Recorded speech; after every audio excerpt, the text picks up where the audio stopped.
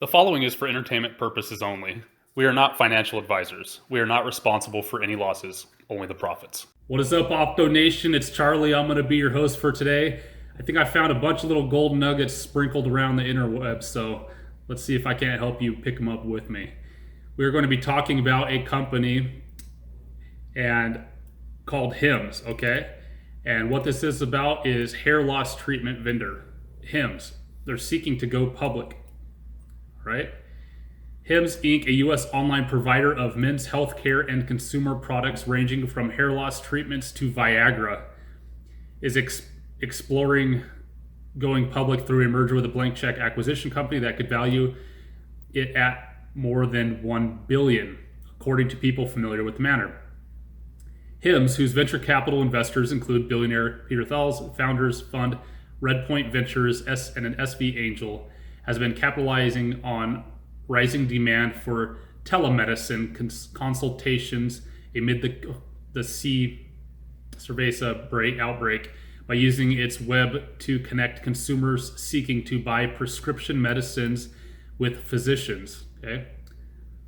Digital doctors, basically. HIMS is working with investment bank Liontree Advisors LLC on negotiating a potential sale to a so-called special acquisitions purpose company, SPAC, the source said, requesting anonymity to discuss confidential discussions. HIMS raised $100 million in a private funding raised in January 2019 at $1 billion valuation, according to research by PitchBook. The San Francisco-based company was launched in November 2017 by its CEO, Andrew Dudum, who is also co-founder of Atomic, a venture capital firm backed by investors Peter Thiel and Mark Andreessen. In 2018, the company branched out into women's health and it launched HERS, HIMS and HERS. HERS, a website that sells birth control, skin care, and other drugs. Gotta love it. HIMS has partnered with celebrities Jennifer Lopez and Alex Rodriguez. Can anyone name a video where I have named those two before and why that might be important? In a bid to expand its research through social media and popular culture. Okay? Celebrity endorsement, that's what they're using. They understand it, it works. A merger between HIMS and SPAC would be the latest in a wave of such deals in the wake of the thing that's going on as the privately held companies seek to bypass a crowded IPO market.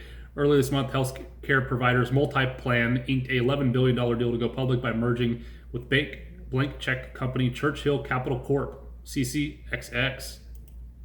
Y'all in that? While electric car companies Fisker agreed to go public, $2.9 billion deal with the blank check company, backed by buyout from Apollo Global, SPAQ, SPACs, Spartans, where you at? Okay? So now we got a little background what we are talking about.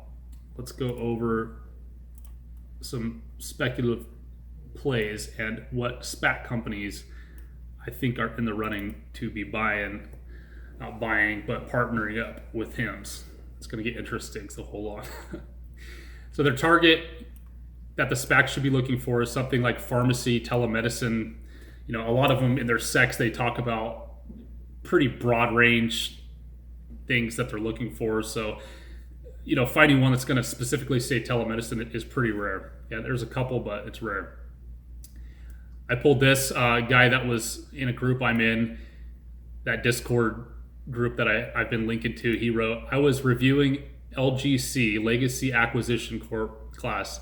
So the directors are a bunch of former Procter & Gamble guys. Procter & Gamble is big on, you know, OTC, over-the-counter medical supply stuff, all right? They did a lot of work on hair care products during their tenures at P&G. Their previous deals targets blew up because of COVID.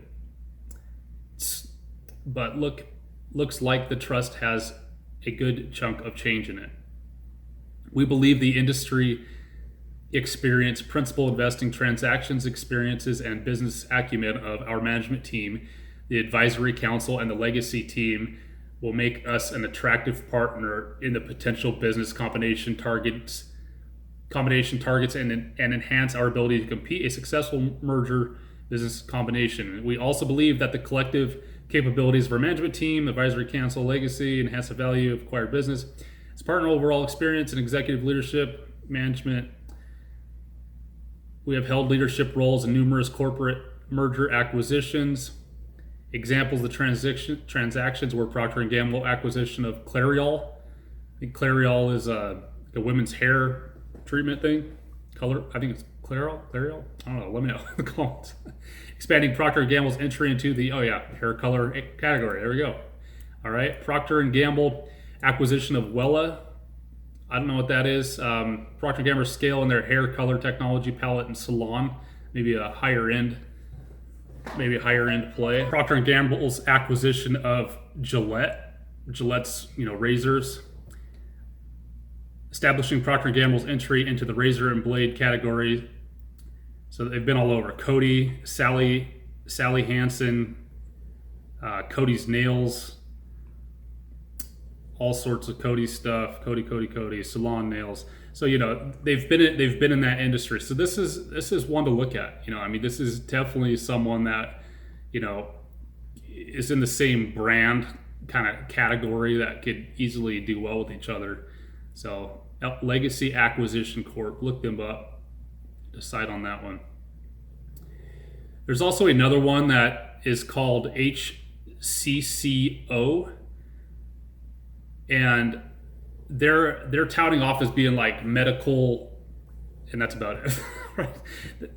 I wasn't able to find, and I haven't taken the time to really find more on them, but they're saying medical stuff. That's one to look at is HCCO. And then some people are saying that could be too soon because HCCO just came out, right? So that article we're just reading on Reuters, it was making it sound like they've been talking with them for quite a long time. To get a possible LOI almost ready, it takes more than a snap of a finger. So it might not be HCCO. Okay. Let's see. It could even be APXT. I know nothing about them. But check this out. But there's some good linkage to IPOB. What do you guys know about IPOB? IPOB is ran by Chamath. If you've heard of his name, man, we talk about him almost every day, right? He's the one that piped that miner that we were talking about yesterday and a couple weeks ago, right? So IPOB, it's a SPAC ran by Chamath. Ran by Social Capital. Social Capital is an investor in True Pills. Okay, so Chamath's hedge fund, Social Capital, invests in something called True Pill.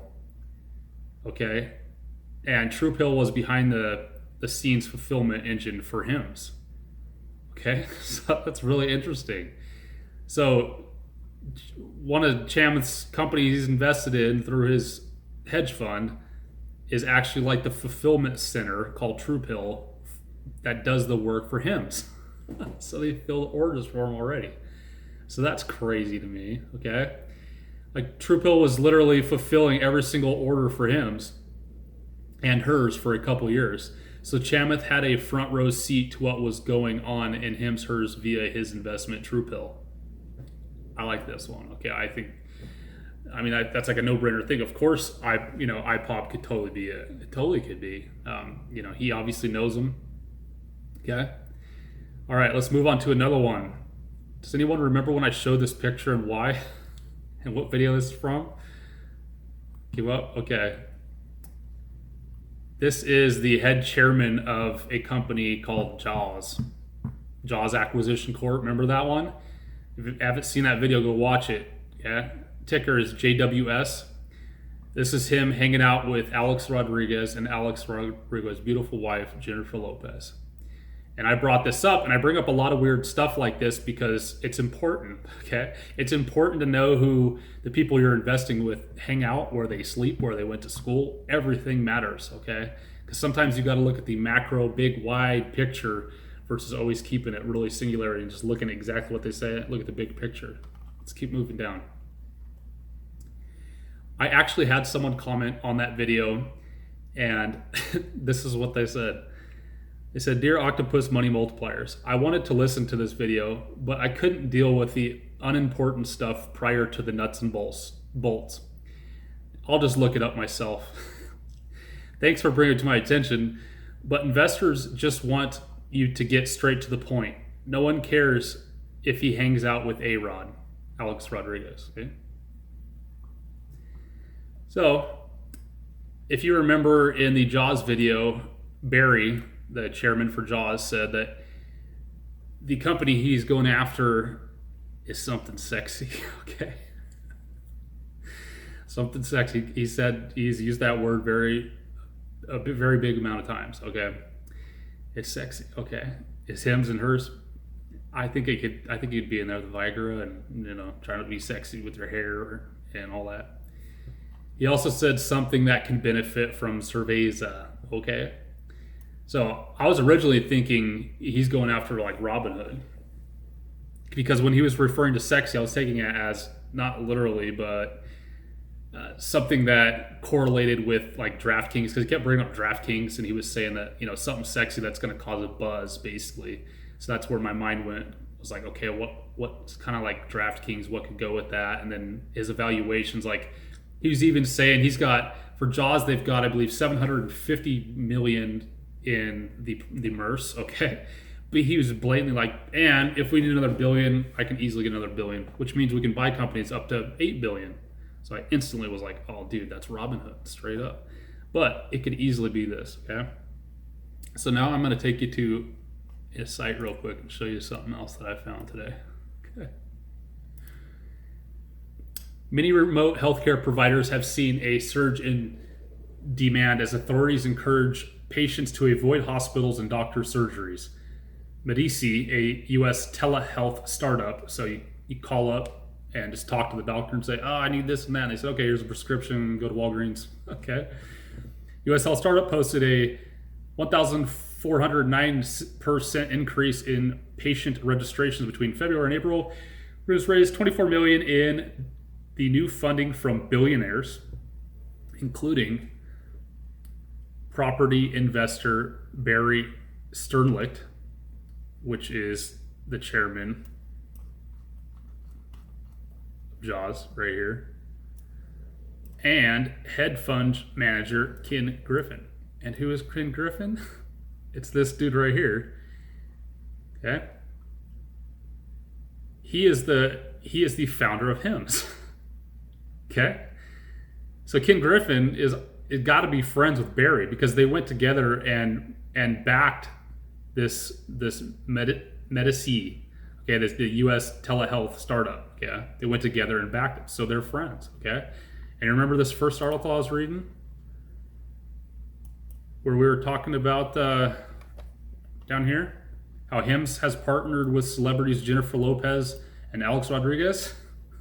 Are you seeing all the dots connect there? So this dude Barry has connections with that full circle. Okay, so HIMS uses A-Rod and J-Lo for marketing. He hangs out with them, and they even invest together on separate medical adventures together. Okay, so I think those dots really connected for me. I was like, dude, that's got to be him. And then when I started thinking about it, I was like, that could definitely be sexy. I mean, think about it. So that's about it for there. What are y'all thinking? I mean, which one of those do you think is going to be the best suit for HIMS and hers? Which one do you think is going to be it? Regardless, I'm good if it's Jaws, because we're already in that. Okay. And we're also good on the IPOB, right? The health one I'm not in yet. Again, it's early, and I don't usually like health stuff, but this health play I think would be buzzworthy, and I think would do very well if worked. Okay. So let's get to some news, shall we? Hope everyone saw my video this morning. I released an emergency video, and I quote HCAC, which is Hennessy. Remember that video I did a couple weeks ago? The one that I said is the it's one of the most professional, low-key guys, but amazing track record, and they do like big vehicles. They did like Bluebird buses and all that. Well, they released a SEC filing this morning that said, we have entered into a letter of intent with a prospective target for an initial business combination in the electric vehicle and advanced mobility sector. Holy Toledo. Okay. So who are they going after? Well, it could be Rivian, which is those dudes who have like this okay looking truck. To me, it looks like a Ford Sport Track from the 90s. Does anyone know what those look like? Not a fan. They have a cool little boxy SUV thing that's neat, but there's also an electric bus company. I believe it's called, what is it, Proterra or something like that. So anyway, that's who everyone's thinking it is, because these guys have already brought buses and made them cool on the stock market. Why couldn't they bring buses to the stock market again, but make them electric? I mean, imagine if they, even the Bluebird school buses all went electric. That'd be huge. So this is massive, massive news here. We got barely any plays from it, but they did say it's a letter of intent, but it's not fully signed, and they also haven't released exactly who it is. So the buzz hasn't completely hit yet. I've been looking at the numbers all day. They're steadily increasing for people noticing, but the buzz still hasn't even come close to hit. Because again, we get in when it's not cool, which is the time to get in because it's not as expensive. Once it's already cool, it's already up 40%. Okay, so let's keep getting in early. So go watch my video on Jaws. Yeah, go take a look at that. And let's look at the chart. Yeah, let's take a look at the charts, okay? So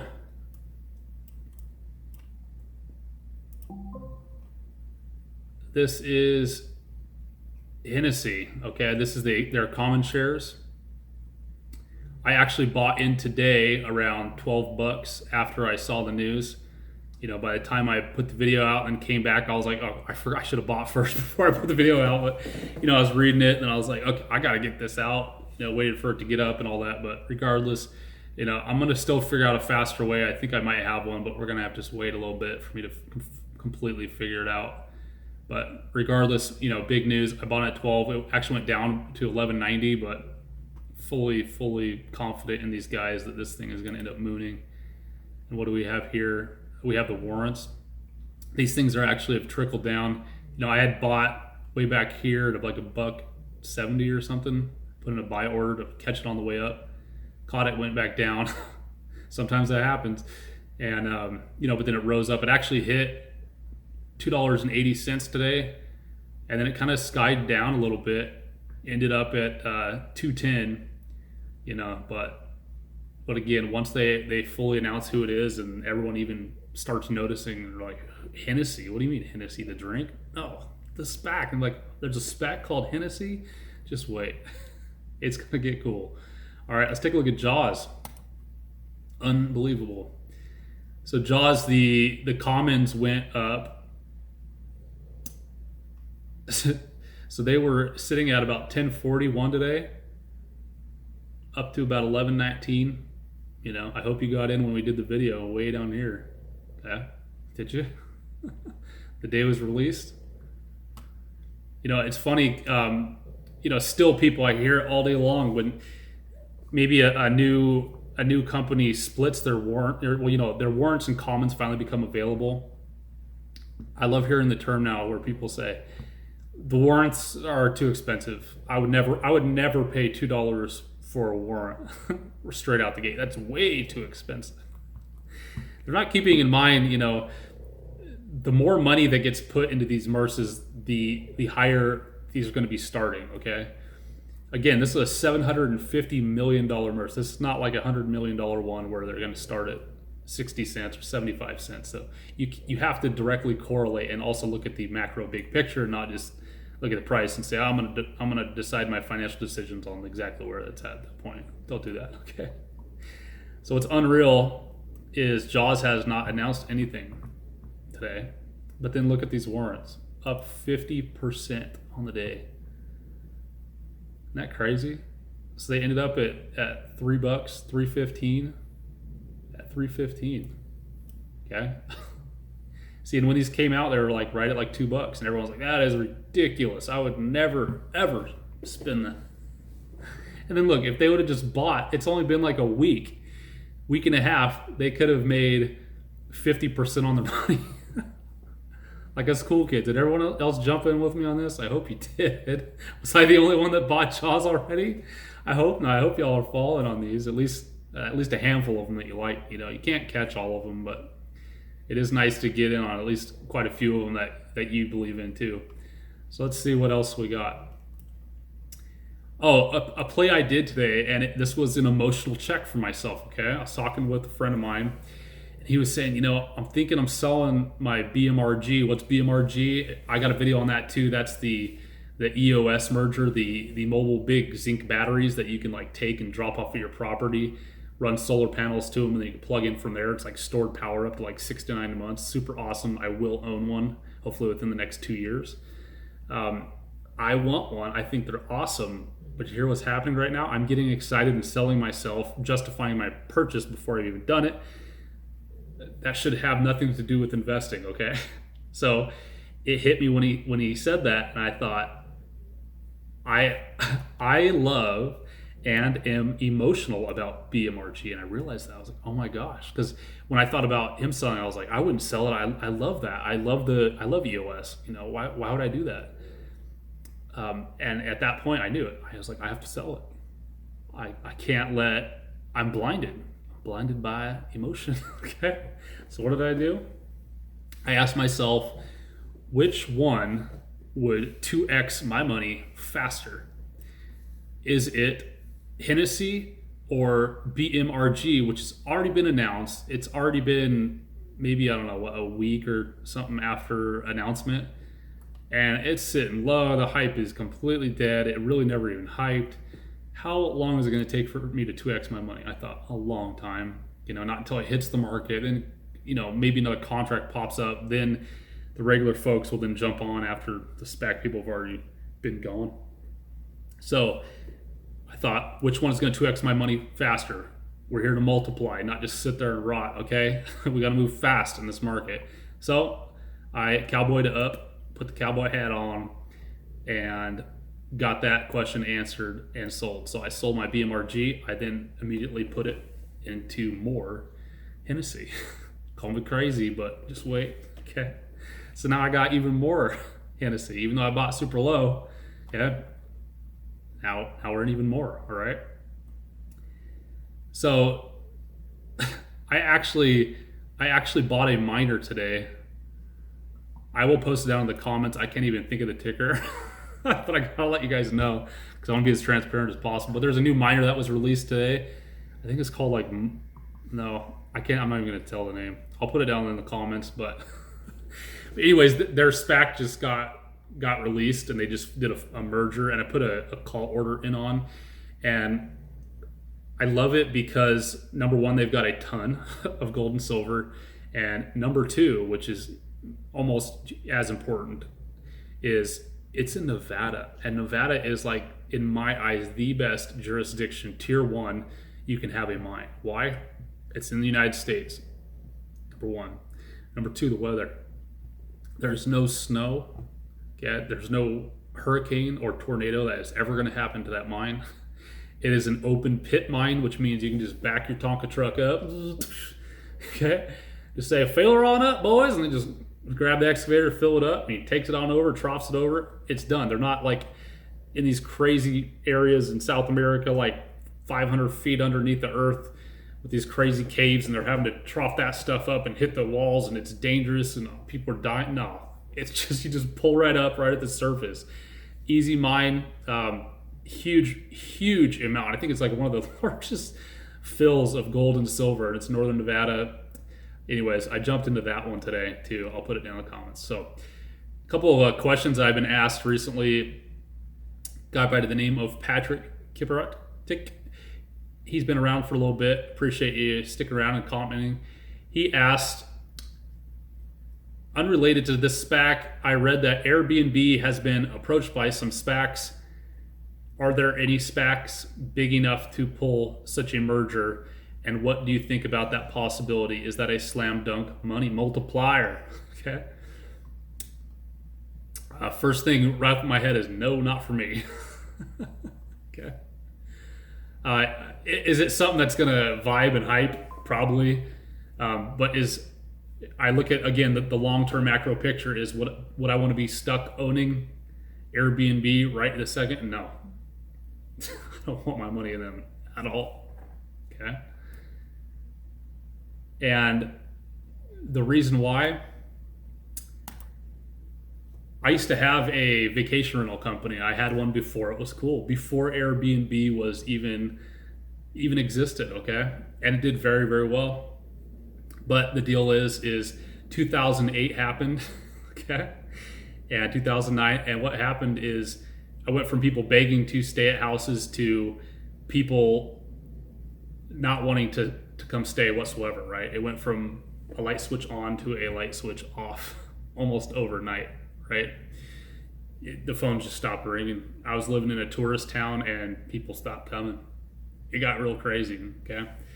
And you might think I'm dooming and glooming, and you might think that things are not going to be that bad this time. I can tell you they're going to be worse, okay? As for housing, especially vacation rentals, I know a ton of investors in real estate and house flipper guys. You know there's something wrong going on. You know those signs on the side of the road that say, "We'll pay cash for house, call me," or "Want to get rid of your house quick? I have cash," right? Everyone ever seen those for the past 20, 30 years, okay? What that is investors who are going to try to get your house. They're going to come in and try to get it for a stupid low price. And what do? They remodel it, or they flip the contract and they sell that. Okay, and their house, a lot of times it's house flippers, but sometimes it's contract flippers. But anyways, I've been noticing around towns, and I've been hearing about this too, those signs don't exist anymore. Why? Because those people are getting rid of the houses. And you know what signs I've been seeing? They say, houses with plenty of meat on the bones, remodel them and make money. Okay, so what are they trying to say? They're saying or make money on flipping houses, plenty of houses in stock to flip. So what's going on? The house flippers and the contract flippers know what the big picture is, and the big picture is they're getting out. Everyone is liquidating. Even the guys who are slightly cash flow positive, if they're smart, they're getting out, okay? Because no one's paying rent, right? So what am I getting at? Airbnb, at least half the owners of all the people who utilize Airbnb as their middleman to help rent their vacation rentals out are teetering on or are already in the process of liquidating that asset because they're the puppets, tiers, okay? These are the guys up here that see the big picture and know that it's time to exit. Okay, it's time to exit. And not only that, that is the only way that this company really makes money, is when people pay to go on vacations, these people take a cut. So if you sell a night at your vacation house for $100 a night, and you list it on Airbnb, they're going to take a cut of that. They're going to take 10% or 20%. I'm not exactly sure how their model is right now, but they're kind of like the middlemen for renting stuff out. Like they're like the Amazon of house renting. But no one's going on vacations right now, and everyone's liquidating their assets. Okay, if you don't believe me, I think Airbnb, it was end of 2019, I believe. They were stouting how they've got something like a $38 billion, I believe, dollar valuation, which is crazy, right? So much money. The guy who started it, I guess, might be worth right here, worth an estimated $4.1 billion. Unbelievable. 38-year-old billionaire. Good for him. Okay. But do you see what this title says on Business Insider that was posted in May? Airbnb announces layoffs. Okay. They've been laying people off, and they announced it at the beginning of May. It's already June, it's already July. Okay. Here's another title for an article. And I was going to really dive into this, but the first two articles that popped up on Google, I was like, this tells the whole story here. Airbnb lowers internal valuation by 16%, down to $26 billion. Again, I believe it was $38 billion just 2 years ago, maybe last year. So now they went from $38 billion down to $26 billion. I can assure you this is going to keep going south fast. Okay, do you want to invest in a company when it's going like this? Or do you want to invest in the company when it's kind of going like that, barely doing good? Or do you want to invest in one that's going like that? I don't want to part in that. If a company, listen, if a SPAC announces, I get a SEC filing at 3 in the morning and I hear it make my video for y'all, am I going to jump on something? Probably, okay? I'll probably jump on something, but I am going to flip that real fast. I mean, in like probably, 20 minutes, an hour of open, maybe instantly, because people are going to be marketing, ordering. I'm going to get in hopefully before. And, I'll take a little 20% runoff and walk away, because I do not want to be stuck bag holding Airbnb. How long will the Airbnb take to get back on its feet? It's going to take a long time, years. Okay? All this is going to come in waves for the housing market. Right now, we've probably, it's probably done something like this, like at a 45-degree angle, maybe even steeper. It'll probably do a little bit of level out once everyone kind of gets back to business and all that. But once those micro millionaires realize that they've lost their butt and their business is totally dead, especially if they're in any retail or any little fast food or whatever, many things, then we're going to have a big straight down arrow that's going to go even further. So I think it's going to take about a year and a half for the economy to fully feel what has happened, okay, in the past 5 months. I'm not being doom or gloom, and I'm just helping you look at the macro picture, and I'm being real, and I promise to never just hype things to hype them for my self benefits or anything like that. I'm going to be your friend on this and just be realistic, okay? Another user who's been around my channel for a while asked about ERES, ERES. Okay, it's a new SPAC that popped. Wants to know, is it worth a buy? And this one was really, really easy for me to answer. Let's go take a look at the logo.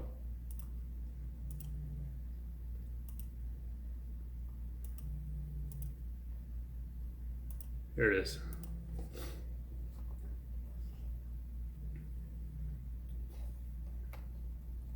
Does anyone see the problem with this? Their logo tells me everything I need to know. That is gas and oil rigs. I am all for gas and oil. I'm all for America. I got, people that are in that business. Good for them and all that. But is that a place I want to hang my hat and my merce right now on gas and oil? Nope. If I could get some Shell stock at like $4 a share, yeah, I'd take some. But do I want to invest in a SPAC that's, going after oil and all that right now? No. Okay. Not this second. Last year maybe, but not right this second. So until something might change, maybe I obviously don't know something about this company because I haven't researched whatsoever other than seeing their logo, and I was like, that's all that tells me everything I need to know. I'm not trying to be mean. Again, I'm just being your friend. The reason why, if this SPAC gets picked up, if they pick up a struggling oil company trying to come up or whatever, you think it's going to hype? That's the question you got to ask. How fast do you think it's going to 2x? If your answer is probably never, or maybe in like 6 months to a year or a year and a half, it's not the place to play right now, right? Why? When there's so many others we could be playing with, okay? So if you have any more questions or any more plays you got, just put them down in the comments. I will get down there as soon as I can to try to help you all out. Any more news on any of this breaks, I'll try to put out another video or do what I can. But thanks for sticking around, everybody. Have a good rest of the night, okay?